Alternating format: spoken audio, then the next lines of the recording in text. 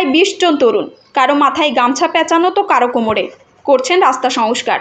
রোজা রেখে ভোর থেকেই চালাচ্ছেন এই কর্মযজ্ঞ।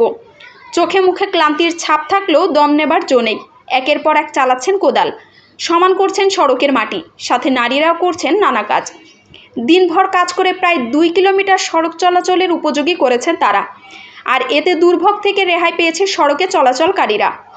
ঝিনাইদহের শৈলকুপা উপজেলার পুরাতন বাখরবাড় গ্রামের এই সড়কটি সংস্কার করে প্রশংসা কুড়াচ্ছেন এই যুবকরা।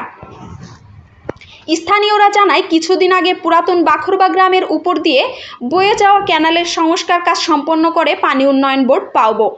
কাজ শেষ করলেও রাস্তার উপরে যত্রতত্র মাটি ফেলে তারা, যা স্থানীয় বাসিন্দাদের জন্য চরম দুর্ভোগের কারণ হয়ে দাঁড়ায়।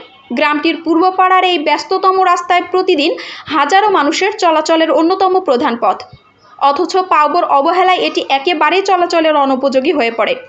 এলাকাবাসী একাধিকবার জানানোর পরও কোনো কার্যকর পদক্ষেপ নেয়নি সংশ্লিষ্ট কর্তৃপক্ষ। ফলে জনদুর্ভোগ ক্রমে বাড়তে থাকে। এমন পরিস্থিতিতে অবিরাম উন্নয়নে বাংলাদেশ নামে একটি স্বেচ্ছাসেবী সংগঠনের উদ্যোগে দিনভর কাজ করে প্রায় 2 কিলোমিটার রাস্তার মাটি সমান করে চলাচলের উপযোগী করে তোলা হয়। এমন কাজে খুশি এলাকাবাসী।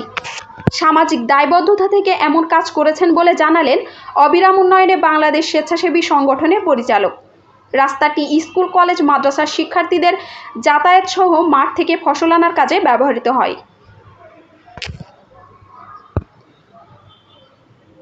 সব মিলিয়ে খুব ভালোই দেখা যাচ্ছে। মানে কিছুদিন আগে কাজটা করে গেছে, লোকজন যাতায়াত করতে পারতো না, খুবই সমস্যা হতো, ভ্যান সাইকেল মাইকেল যাওয়া খুবই সমস্যা।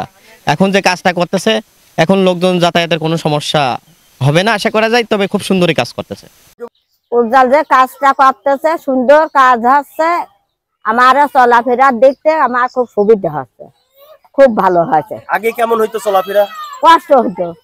কেমন কষ্ট হইতো? কষ্ট হইতো হচ্ছে যে খাদ্য বাদ্য ঠিক গেছিল, কাদা মাদা কোনো জায়গা, আমার খুব কষ্টই হচ্ছিল। তো উজ্জ্বল খুব সুন্দর কাজ করেছে, তার জন্য আমরা দোয়া করি।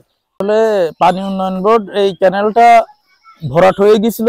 এই ভরাটটার এখান থেকে খাল খনন করে মাটি উত্তোলন করার পরে তারা আর কোনো কাজ না করে চলে গেছে।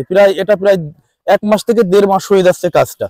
তো আমি বাড়িতে এসে দেখলাম যে এই রোজা রমজান দিনে এই ব্যস্ততম রাস্তা দিয়ে প্রায় এই গ্রামের বেশিরভাগ কচি কচি পোলাপান, ওখানে বৃত্তিপাড়া কিন্ডারগার্টেন স্কুল, এখানে পার্শ্ববর্তী মির্জাপুর বা একটা বড় কুষ্টিয়া সড়ক, এটা এখান থেকে যাতায়াতে হেঁটেও যাওয়া যায় না, এরকম একটা অবস্থা।